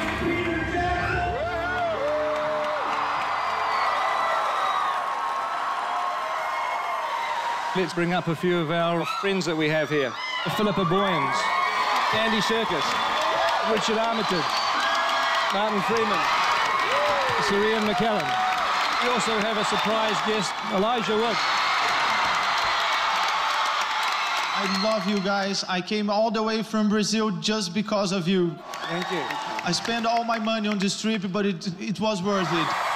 These are the people that we're making the film for, and I'm really happy that it was received in such a great way. I'd just like you to do something for all the people that couldn't be here. Could you just say hi from Comic-Con? 1, 2, 3.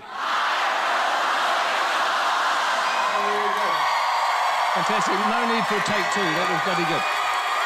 And so now we would like to show you a little bit of what we showed the audience in Hall H.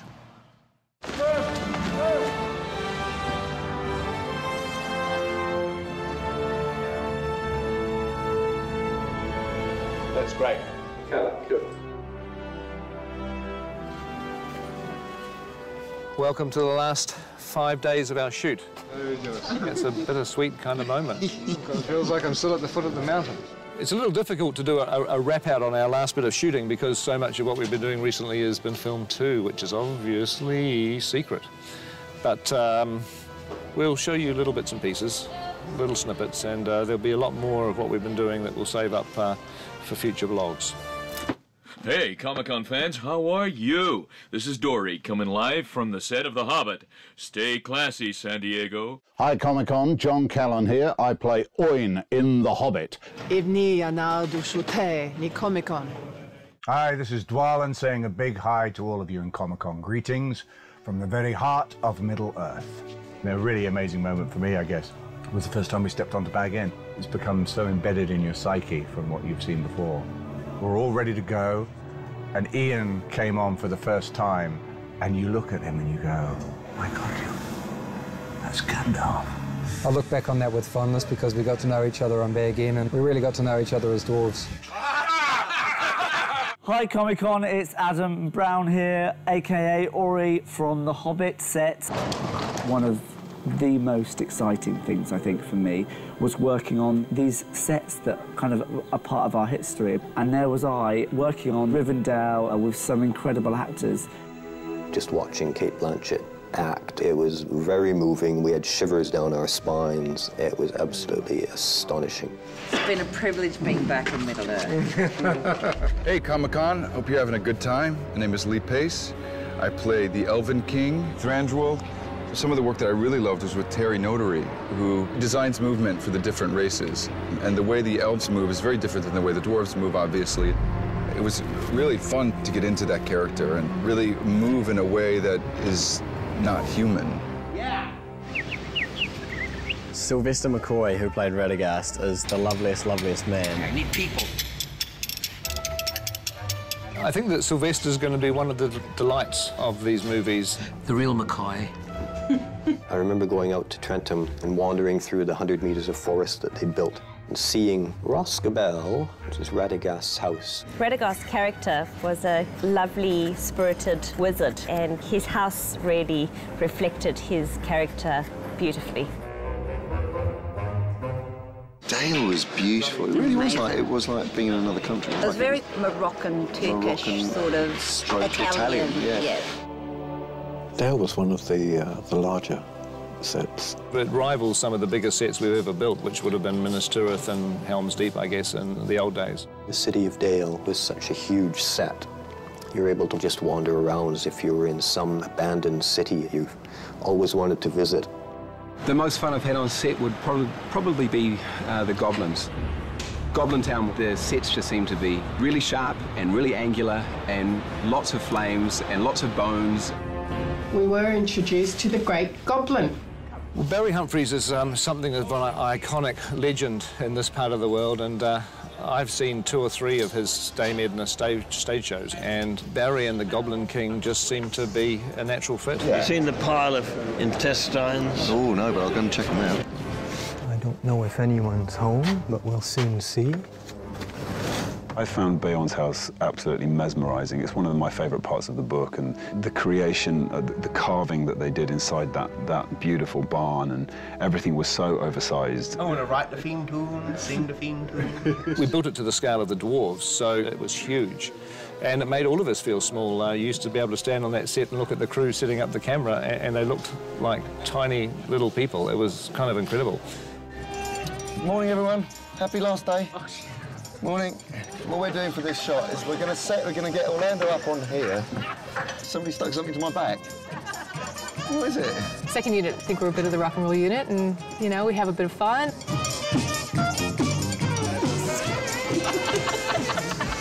Greg's shorts, I think. Have to be the arm. Yeah. Just loop it, bro. Just loop it. No problem. I'm disturbed. It's like an 8-year-old schoolboy. What do you mean it's like an 8-year-old schoolboy?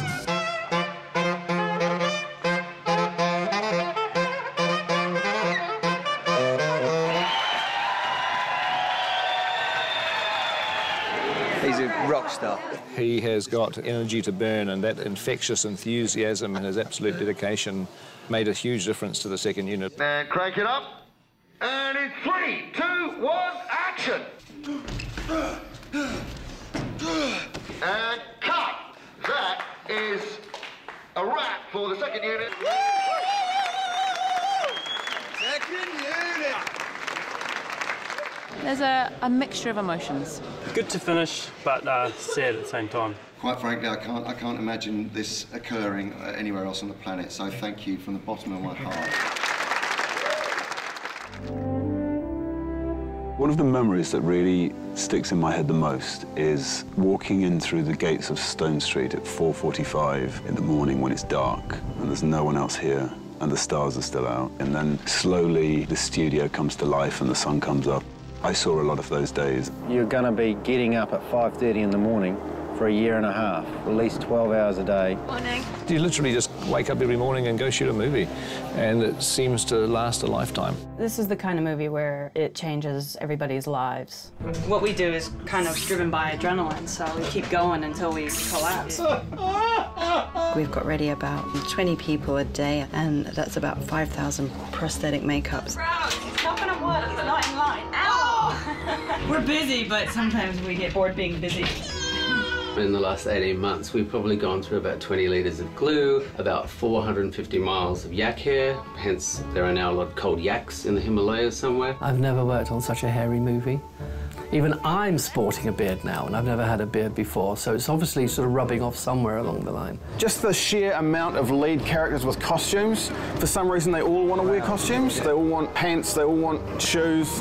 Made for an enormous amount of costumes. All of these clothes to nearly the back of the truck is Bilbo. For Smaug's lair, we used so much gold paint, I used everything in Australasia, and we had to get it from Germany.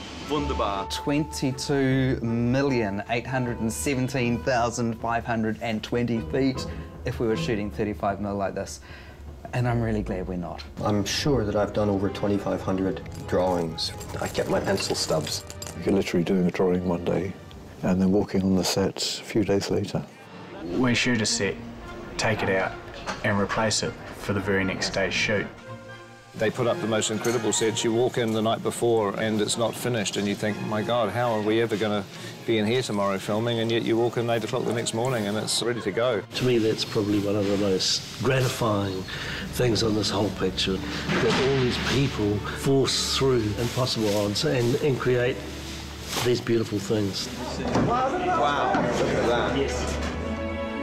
I'll miss the camaraderie of the folks that we've built up and the cast and crew. You know, we've spent an awful long time together. There's like sort of 12 or 13 of us who have been in a mini army.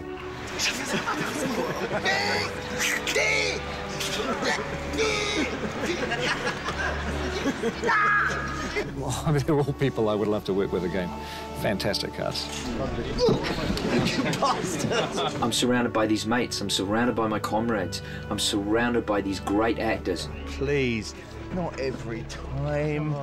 Get off. I mean... You get so close that you're able to freely abuse them on a daily basis and they don't seem to mind. And that's the poster. But a very high quality of human beings involved.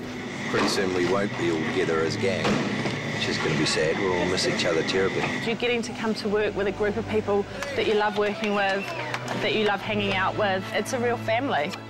What's this in our laundry? Look at that. Oh!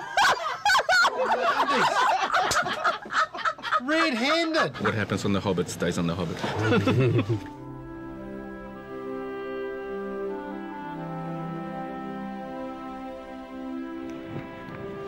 Finishing up in Mirkwood today, eh?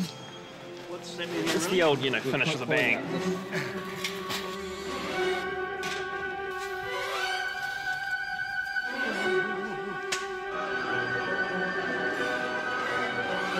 Look out!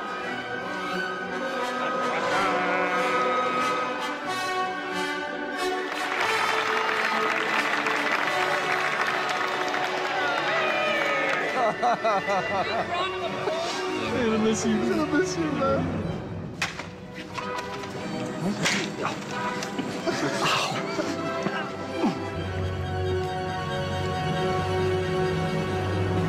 Okay, and action.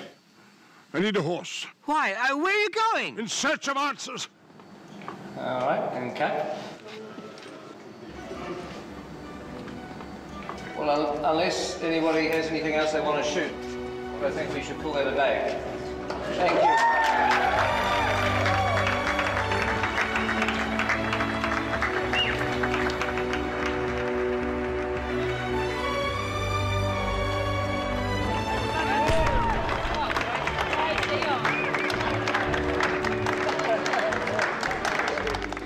Well, obviously, I just want to say thank you to everybody, an incredible cast, incredible crew. Seems like a lifetime ago that I had to do this speech at the beginning of the shoot. Oh, God, it was a long time ago. You know, as a director, it can be kind of a lonely job. At times you feel like you're by yourself trying to solve problems, but then everybody steps in and suddenly I realise I've got this incredible support and all of you guys have got my back and you're behind me. And for that, I'm incredibly grateful. Thank you.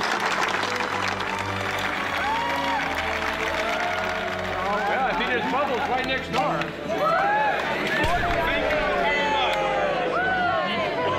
It's been a terrific atmosphere shooting this movie, and I hope the blogs have in some way given you all a chance to share in that and to experience it for yourselves. And we'll be continuing in post-production. The energy, the environment, everything's going to be very, very different, but it's still got equal amount of challenges. So look forward to seeing you during post-production. It's just lemonade, honestly. Come on, show some love. Put your arm around the person next to you.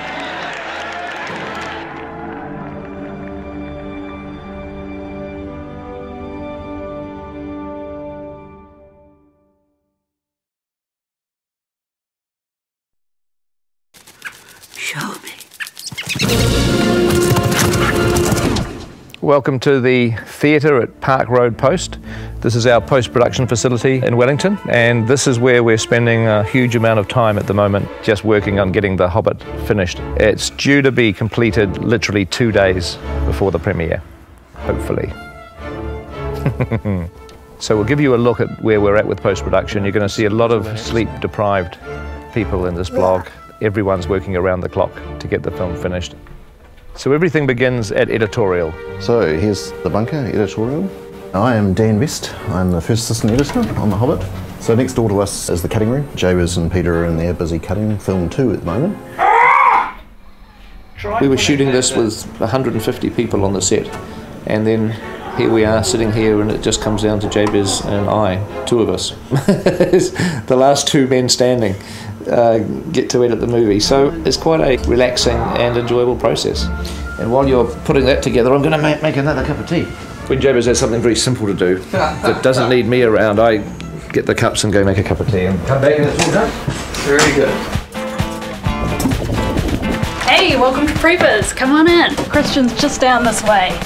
We're sort of the front-end creative team that Pete uses to design a lot of his shots. We are animating the camera and the characters around to form what's kind of like 3D storyboards, almost at a video game level. Typically you do your previs before your shoot. Obviously they finished principal photography and we're still prevising a few shots. We've just got a shot turned over from Peter. This is what we get from editorial sometimes. Basically we get a blank card that says something like CG wide shot, goblins slowly move torture machines towards the Great Goblins platform. And we've got to turn this stuff around pretty quickly. There's Christian over here at our previs. We just got a shot turned over that we need some torture machines. Cheers, thanks. Yeah, usually they're pretty quick. Here we go. We have from Weta Workshop some torture machine designs. We need to get these modeled pretty quick, guys. It'll only be a minute or two. Yeah, a minute. Jerry, what are you doing? I'm making a 3D extravaganza. Yeah. It wouldn't be a good shot if it didn't have sound effects, though. The model's coming through yet? Yep, here it is. Jerry, can we get textures on that? Oh yeah, sure, no problem. Already on it. Already on it? Awesome. Almost done. So the thing is, you know, I've got to turn the stuff around pretty quickly because, you know, the film delivers in like 8 weeks.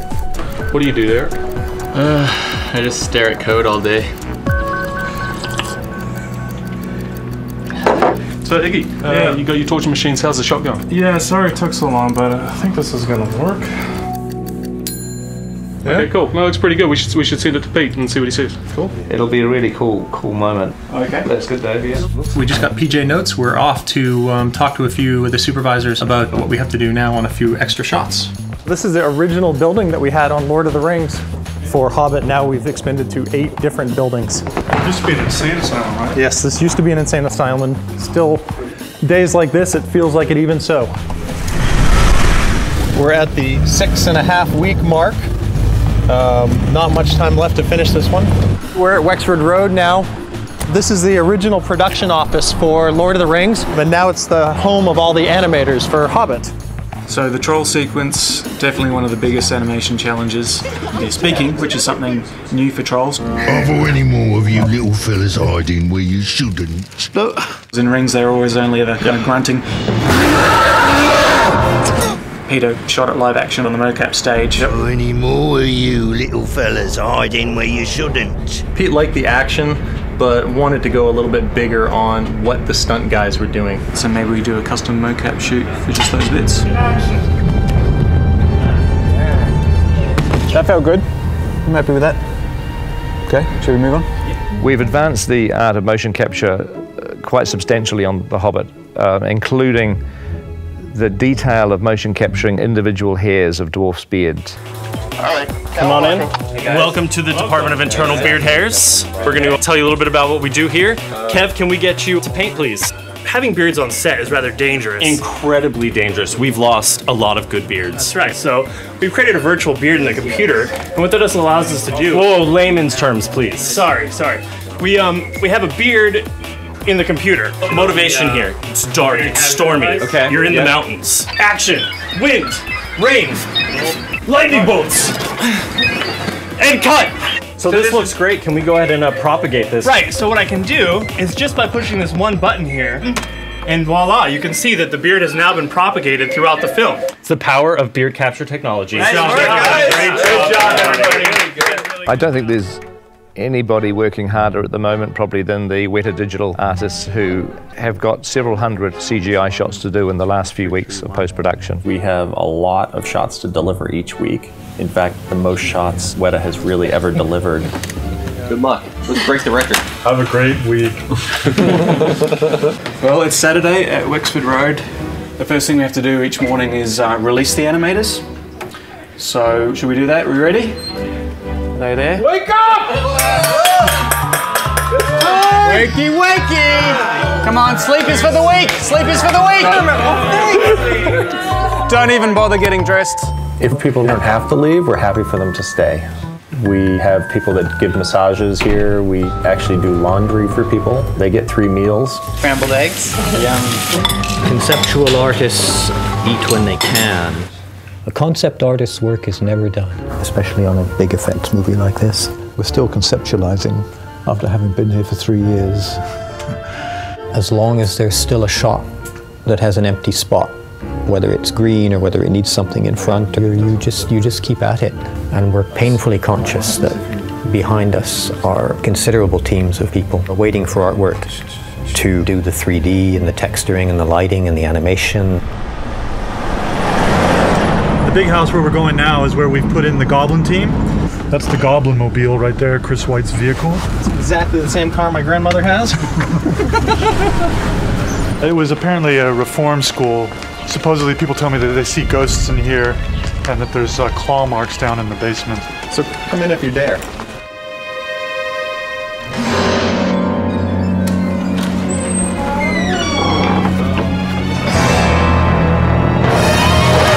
So what Peter was looking for was to create this whole world underground. So we're creating this goblin town with all these different structures and light and walkways and fires. And so this is some of the work in progress.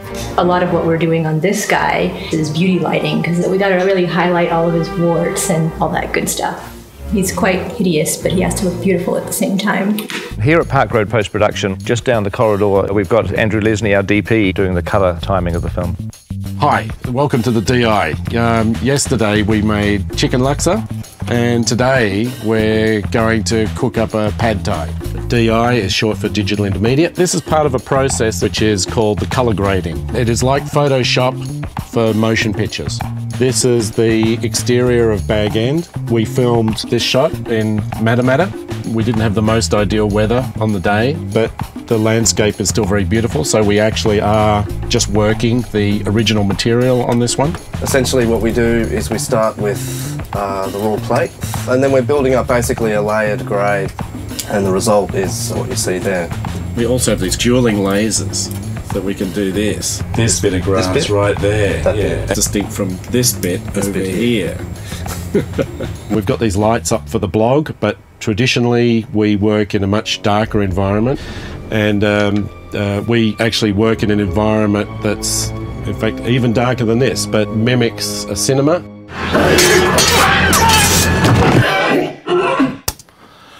Hi, you're at Park Road Post, and this is where we're doing the sound for The Hobbit. Let's go and have a look.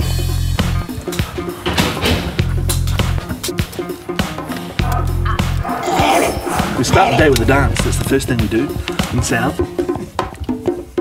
And we hand it on. Chris, take the floor. We did the fader dance. Fader dance, yeah.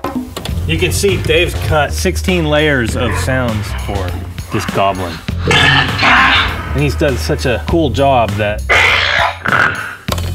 see what else I can do to it, which is fun and challenging. I think a lot of people don't understand about how a film gets made, and that how many people it actually takes to piece a soundtrack together.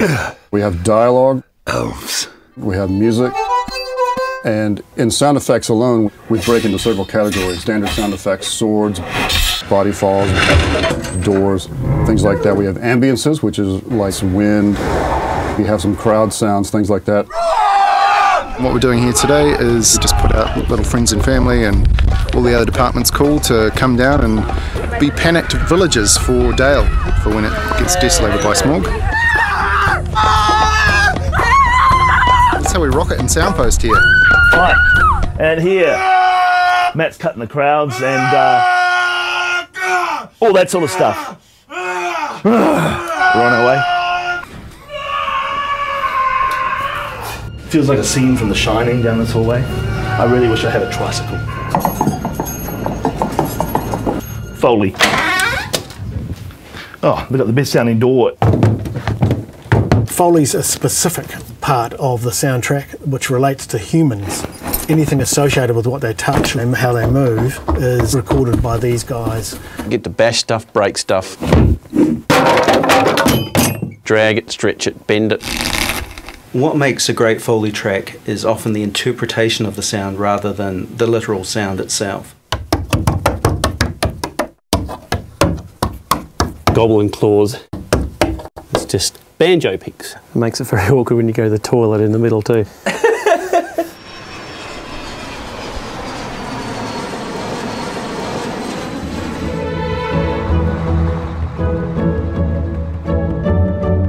Welcome to Abbey Road, Studio One. This is the place where we make all these fabulous soundtracks, including The Hobbit, and that's what we're doing today. We're back in the studio for a record day. Full orchestra today. There'll be 93 people in their various sections. This is Howard's conductor's podium, so this is where he stands and directs the orchestra from. Abbey Road is legendary with its microphone collection. So here's one that John Lennon sang into when he was a recording artist at the studio. I've never had a shot with one here. So look, can you get that? The musicians will see the music for the first time. They don't rehearse it or anything like that. They just turn up, the sheet music is in front of them, and they play. This is rather important to make sure these get onto the podium. Here's the control room. It's a real adrenaline rush to be looking out at the orchestra, that we're kind of in control of this fabulous sound.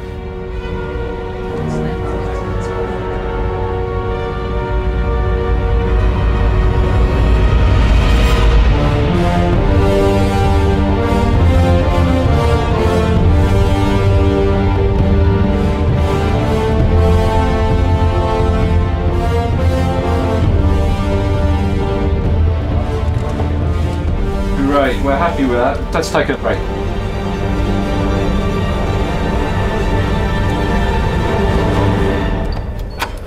Theatre 2, this is the final mix room. This is where it all comes together. Well, look who it is. We all arrive with tons and tons of sounds. Then in the final mix, we have to figure out what sound makes sense and what sound doesn't. You could put a hoarse vocal on the shot to let us know we're there.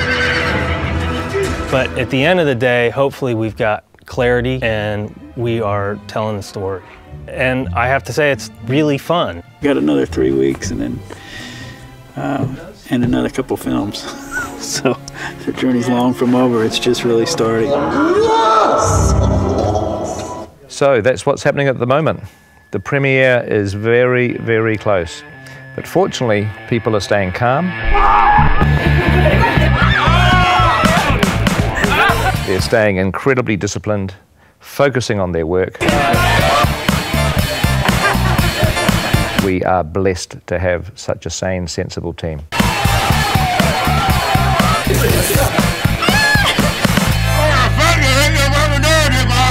So there we have it. Gives you a taste of where we are at the moment, but we will catch up with you very, very soon and invite you to come along and have a look at our experience at the premieres.